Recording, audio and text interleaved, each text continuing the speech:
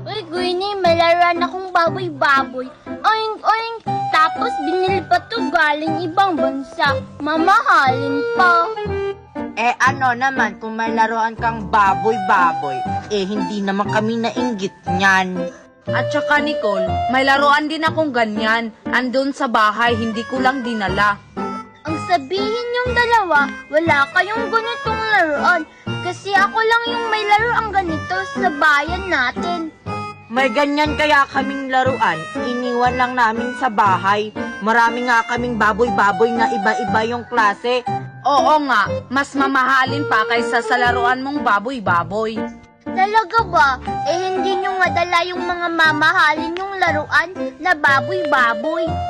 Kaya di ko dala yung laruan kong mamahaling baboy-baboy. Kasi baka madumihan at saka baka mainggit ka, Nicole.